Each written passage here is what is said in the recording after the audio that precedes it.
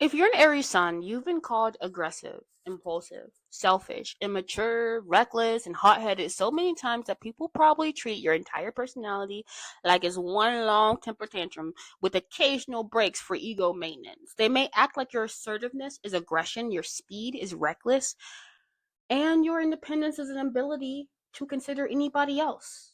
But here's what they're probably missing: that your sun isn't a developmental failure or anger management problem. It's your developmental assignment shaped by the seasonal conditions you were born into. You see, Aries season falls into early spring, which is roughly March 21st through April 19th, when frozen ground has to be broken, dormant life has to push through the hard earth, and the entire system feels needs explosive force to restart growth cycle after the winter's death grip of Pisces. See, this isn't about being immature or thoughtless. It's about being born into the season that teaches initiation, courage, decisive action, and the specific kind of wisdom that comes from understanding that sometimes you gotta move fast and break things to get life started. So, what people call Aries traits could actually be some early spring breakthrough strategies. Let's correct the record. If you're an Aries sun, here are 10 things people probably get wrong about your behind. Number one, people think you're aggressive when you're actually assorting I can never talk.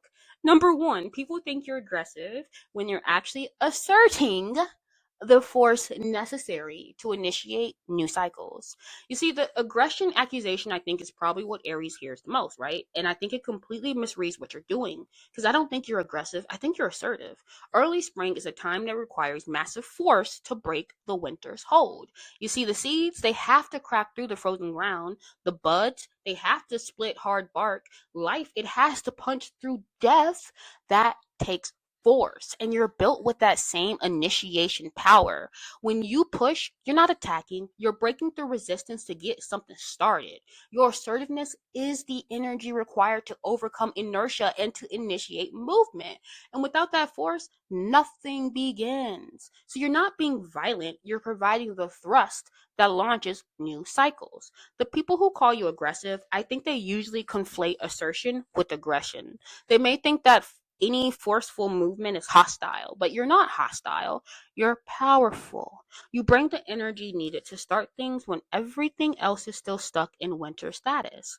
What they call aggression could actually be you providing some breakthrough force. Number two, people think you're impulsive when you're actually moving at the speed required for spring's initiation. I really want to say moving at the speed of light. Anyway, I'm sorry for the Aries. This video is off the like rails right now. Anyway, impulsive suggests you're not thinking, but I think you guys are thinking. You're just thinking fast and acting even faster, because early spring is a season that cannot afford deliberation. We ain't got time to wait. The window for planting is narrow. The weather, it shifts rapidly during that season, so you have to catch the moment when conditions are right, and the moment doesn't wait. You're built to have to move at that speed. So your quick thoughts or your decisions or choices aren't thoughtless. They're rapid assessment and immediate action. You process information, you make that call, and you execute before others have even finished analyzing, before they even finish thinking the thoughts. You got it done, which is not impulsivity. Don't we call that decisiveness? You trust your instincts and you act on them, because waiting means missing the window. Spring doesn't hesitate, and neither do you. So the people who call you impulsive usually need extensive processing time before acting. They may mistake your speed for a lack of consideration, but you're not skipping steps, you're doing them faster. What they call impulsive could actually be you operating at the velocity early spring requires. Number three, people think you're selfish when you're actually prioritizing yourself because you're learning to initiate. You see, selfish, I think that implies you don't care about others, but that's not it. You are focused on self because your developmental assignment is learning to assert your individual will and to initiate from your own center. Early spring, I don't know why I hit my stomach when I said that. Early spring is when individual force has to differentiate from the collective ground and push upward as itself. So you're learning from that same differentiation. So you put yourself first, not because you lack compassion, but because you're mastering the skill of self directed action. You're learning to want something, claim it, and go after it without waiting for permission or consensus, which is not selfishness. That's the development of autonomous will. Every individual got to learn that, and you're just learning it as your primary assignment. So the people who call you selfish, they probably have learned to prioritize others' needs over their own, and they probably resent your freedom to do otherwise. They may think that self-focus is just morally wrong, but you know that without a strong self to act from, you can't contribute to anything.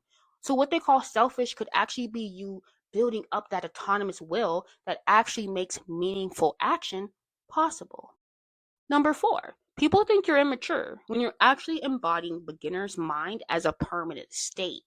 You see, I think immature, it kind of suggests that you haven't grown up. But I don't think you're developmentally stuck. I think you're developmentally specialized because early spring's internally new type of a season. Every year, life starts again as it's the first time.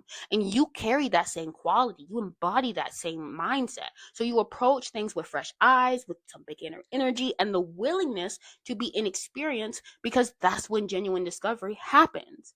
You're not trying to appear sophisticated or worldly wise. You're maintaining the capacity for direct, unmediated experience. You're willing to not know, to try things without being an expert at them, to fail and start again. And that's not being immature. That's the courage to remain perpetually at the beginning where all the creation starts. So the people who call you immature, they usually may equate maturity with being cautious or being cynical or the accumulation of defenses against risk. They may think that growing up means losing that enthusiasm and directness, and you're going to refuse that trade. What they call immature could actually be you maintaining the fresh, undefended energy that initiates new possibilities. Number 5, people think you're reckless when you're actually willing to take the risk that requires starting. You see, reckless, it implies you're dangerously careless, but you're not careless, you're brave. Early spring is inherently a risky time. Seeds that sprout too early, they get killed by late frost, but seeds that don't risk sprouting, they never become anything in the first place. Starting anything, doesn't it always require accepting risk? And you're built to take those risks rather than staying safe and dormant. When you leap without a safety net, I don't think you're necessarily being stupid. I think you're trusting your ability to handle whatever comes. You know that overthinking leads to paralysis and that some things can only be learned by doing. You'd rather try and fail than never try, I think is what I'm trying to say, which is not recklessness, that's courage. And the people who call you reckless usually prioritize safety over possibility. They calculate risk until the moment passes and they want those guarantees before they act. And you know there ain't no guarantees and that waiting for certainty means nothing ever starts. So what they call reckless is actually you having the courage to act despite uncertainty. Number 6, people think you're hot-headed when you're actually responding with the immediate heat that burns through obstacles. So hot-headed, I think it suggests that your anger is a problem, but I kind of actually think your anger is a tool. Early spring, right? It needs heat to melt the ice, to thaw the ground, to activate dormant seeds. And you have that same heat. Your anger is fast, hot, and immediate. It burns through resistance, it clears obstacles, and it provides the energy needed to break through barriers. And your anger, it doesn't even last. It flares, it burns, and that behind dissipates, okay? You don't hold grudges because your anger is not about punishment. It's about removing obstacles in that moment. You get mad, roar it up, probably hook it up, deal with whatever triggered you, and you move on, which is not a temper problem. I actually kind of think that's more of a healthy way to express your anger. You feel it, you use it, and then you release it, right? So the people who call you hot-headed usually suppress their anger or may express it passive aggressively. Maybe they're uncomfortable with direct anger and think that your immediate expression is some lack of control. But you're not out of control. You're channeling anger the way it's meant to be used. So what they call hot-headed is usually you having healthy access to necessary force. Number 7, people think you're impatient when you're actually operating on spring's timeline, not winter. Okay, let's talk about this because impatient, it suggests that you're unreasonably demanding. But I think your sense of timing is actually more seasonally appropriate than anything because early spring moves fast. Growth happens rapidly. Windows of opportunity are narrow and you're tuned into that pace. So what feels slow to everyone else probably feels glacial to you, child, because you're tracking springtime, not calendar time. And you want things to happen now because, child, now is when you feel like it should happen. So you have this energy and willingness to act immediately. Waiting feels like wasting momentum, and you're not being impatient. I think you're responding to your internal sense that the time to move is right now, and delay means missing the cycle. I'm trying to tell you, my baby brother is an Aries, and the more I started learning into looking at astrology in a seasonal way, the more I feel like I'm starting to understand my brother. Um, and I'm telling you, like, I feel like a lot of people, their developmental assignment when they're Aries is to act now. Like, so the people who will call you impatient, they probably may want to operate at a slower processing speed. They may need more time to decide, plan, and act. And your speed, it may make them anxious, but you can't slow down without losing the energy that makes you effective. So what they call impatient could actually be you honoring the rapid pace for your seasonal assignment requires. Number 8, people think you're combative when you're actually engaging with resistance as the path to breakthrough.